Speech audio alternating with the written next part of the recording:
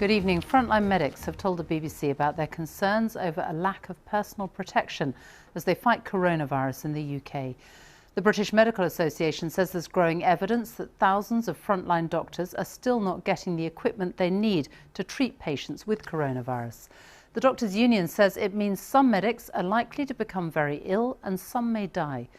But the government says 15 million masks have been delivered to NHS trusts across the country since Monday. 41 more people have died in the UK from coronavirus in the past 24 hours. They were aged from 93 to 47. All had underlying health problems except for the 47-year-old. It brings the total number of deaths to 465. Meanwhile, more than 500,000 people have now volunteered to help care for some of the most vulnerable people over the next 3 months. With more on the challenge facing the health service, here's our health editor, Hugh Pym. I am 39 years old and I am... Karen is 26 weeks pregnant. She wants everyone to know just what it's like to have coronavirus. I've just been told that I have COVID-19 and I've been ill for 2 weeks. I've been in hospital now since Saturday and today is Wednesday. I have pneumonia on both lungs and I'm fighting for me and my baby. The virus can infect all ages. 5-year-old Alfie has been seriously ill with symptoms. He's back now from hospital and recovering at home, but his mother Lauren thought at one stage she might lose him. Obviously I've seen it all on the news where everybody's got coronavirus and then the next thing people are dying from it. And to see him so poorly, I didn't think that he was going to be able to come back from it. For doctors and nurses treating patients, supplies are urgently needed. This sportswear firm in Northern Ireland has a major deal to produce scrubs for NHS staff. But there are reports there still isn't enough personal protective equipment in some hospitals and GP surgeries, even after recent government commitments. And the British Medical Association, representing doctors, says its members are being let down. My message to the government is to not talk about increasing supplies or doing something. Just please let's have the equipment now so that doctors can feel safe, feel protected and not be in this fear of becoming infected with this virus, which would cause catastrophe for the health service. The Department of Health said over the last 2 days more than 15 million face masks had been delivered to the front line, as well as millions of gloves and eye protectors, and the full weight of the government was behind the effort. This hospital in Essex said it was a priority to protect staff and there was enough specialist equipment. Some local health workers, though, are worried about the pressure building with COVID-19 patients. I'm petrified of going to work. I'm petrified. But I have to go to work. You have to stay indoors. There is nothing so special out there for you to be going out. Yeah, the sun's shining. Yeah? You might be dead in a few weeks because you wanted to go out and go get some fresh air. Converting this East London conference centre into a giant temporary hospital is underway. NHS and military staff are working together to get it ready. One worker posted this video of the inside of the building. We've got 4,000 beds to go in, 2 morgues. This hall is 1 kilometre long. Because of social distancing, the Queen's weekly audience with the Prime Minister was held on the phone. These pictures were posted on the Royal Family Twitter account. At some hospitals, doctors do feel there have been adequate preparations. The feeling in the hospital, while there is one of apprehension, I do think from the most junior of trainees to the most senior consultants and the managers as well, everyone's really been pulling in the same direction.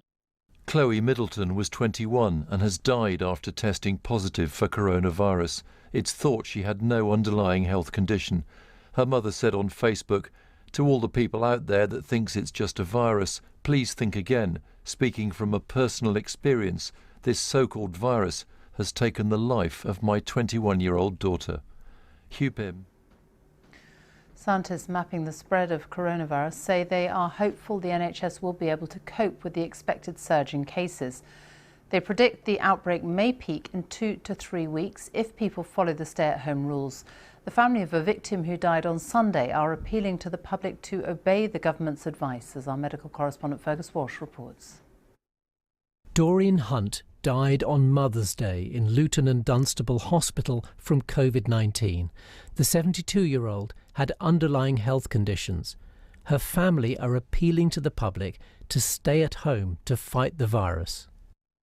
I'm sad that she's gone, but I'm more angry with people who aren't taking notice of the warnings. You might catch it, you might give it to somebody else, you might touch something which somebody else touches and you've killed a relative. You just don't know. These deserted streets show the stay-at-home message has got through. Add to that the rapid expansion of hospital beds, and a leading scientist modelling the outbreak has told MPs he's optimistic intensive care units will cope. There will be some areas of the country which are extremely stressed, but we are reasonably confident, which is all we can be at the current time, that at a national level we'll be within capacity.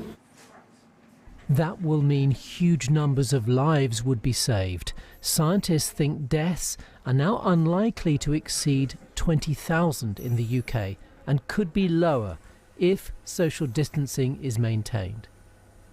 The scientists tracking the coronavirus outbreak say there's a lot of uncertainty about their predictions, but say if the current restrictions work as expected, then the peak of cases in intensive care could come in 2 to 3 weeks and start to decline thereafter. The challenge then will be how to restart the economy without having a fresh surge of cases. Once the outbreak is under control, the key will be to ramp up community testing and contact tracing of those infected, something that's not happening now. The long-term hope is a vaccine, but when might it be ready? We could have millions of doses of vaccine available in as little as 6 months, but that's a huge effort required from today to upscale manufacturing at risk when we don't even have the first doses being fully tested in humans. So there could perhaps be a way through this pandemic, but it will rely on all of us playing our part in the war against an invisible enemy. Fergus Walsh, BBC News. Prince Charles has tested positive for the coronavirus. Clarence House says he is displaying mild symptoms but is otherwise in good health. The Duchess of Cornwall has also been tested but does not have the virus. Here's our royal correspondent Nicholas Witchell. Burke Hall today, the Prince of Wales's home in the Scottish Highlands. It's here that the heir to the British throne is self-isolating, as is his wife. They'd arrived here on Sunday night. He was already showing mild symptoms. He was tested on Monday. The results came through late last night. In a statement, Clarence House said, "The Prince of Wales has tested positive for coronavirus. He has been displaying mild symptoms, but otherwise remains in good health and has been working from home throughout the last few days as usual. The Duchess of Cornwall has also been tested, but does not have the virus." Scotland's chief medical officer stressed that the Prince had been tested in line with normal procedures. He was tested for clinical reasons. I'm very pleased also that he is very well and, as with many people who have had this virus, has had a mild illness. The Prince has met hundreds of people over recent weeks. On the 6th of March in Newquay, he was still shaking hands quite freely. On the 9th of March, he was at Westminster Abbey with the Queen. Handshaking was out. Charles adopted the Indian Namaste greeting instead. But 2 days after that, on the 11th of March, he was evidently having difficulty remembering the no handshaking rule. At that stage, it was still something to laugh about. On the 12th of March, the Prince was at Buckingham Palace for an investiture. He also briefly met the Queen. Buckingham Palace is usually pretty sparing when it comes to information about the health of senior members of the royal family. On this occasion, though, the palace was quick to say that the Queen remains in good health. The Queen left Buckingham Palace last week for Windsor, where she's been joined by the Duke of Edinburgh. According to the palace, all appropriate advice is being followed to shield them from the virus. Nicholas Witchell, BBC News, Buckingham Palace. Sweeping emergency powers to tackle the coronavirus crisis have become law after the coronavirus bill cleared the House of Lords without amendment and was given royal assent. Parliament has closed tonight, and in his last appearance at Prime Minister's Questions, Jeremy Corbyn urged Boris Johnson to make himself available for scrutiny during the parliamentary recess. Here's our political editor, Laura Kunsberg. Can you all go home, please? It's not a holiday, it's a lockdown. Not a time for lounging in the park. Yeah. Not a time to be anywhere you do not need to be. So the government only want people to travel where it's necessary. And that means from tonight, he won't face public questions from MPs for at least 4 weeks. Have you got a grip of this crisis? Parliament's closing early, but time today for an hour of pressure first. No one under any illusion about the struggle ahead. We are coming together as a nation in a way that I've not seen in my lifetime, to help to defeat a disease and to help save the lives of many, many thousands of our fellow citizens. And we all understand that that will involve a sacrifice. But fine words don't mean the government's approach is effective enough. By chance, the last such outing for the Labour leader too.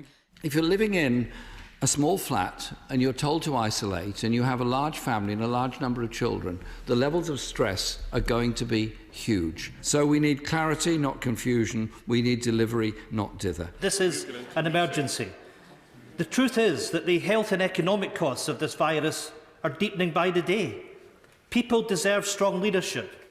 A plan for the self-employed is promised for tomorrow. All the staff, as you can see, it's a ghost town in here. All the staff just upped and left. But none of the MPs who would have scrutinised it will be here. Really quite eerie walking through the Commons. This is Parliament Street, where a lot of MPs have their offices, normally bustling with staff. Or back as normal anytime soon. There's definitely lots to do, and it's going to be a very odd time. While they packed up themselves, they packed in fears about making ends meet, Brits stuck abroad, testing for the virus, and so much more. The 80,000 care homes around Britain, what date will they expect tests to be carried out on the day that symptoms emerge? Can you help more people to make the right decision by giving an absolute assurance to the 5,000 self-employed people in Mansfield? Charities, including those on the front line of our national response to coronavirus, working with the seriously ill, the elderly, the young, they're in absolutely dire straits. New sweeping powers for the government have passed now, so the gates will close. The questions remain. Can you honestly say that the government is coping? There aren't enough tests, people are struggling to make ends meet, and some people are being forced to go to work when they don't feel that they're safe. We are getting through it together with an unprecedented programme of support for not just for businesses but for workers of all kinds across the country. Never in our history has the government put its arms around people in the way that we are doing now. Yet no politician can make a plea like this. Mark McClurg is 40 years old. He wants you to listen. Coronavirus wants to kill you. It wants to take all the life out of your lungs so that you can't even breathe. I am grateful I am alive today. Laura Kunsberg, BBC News.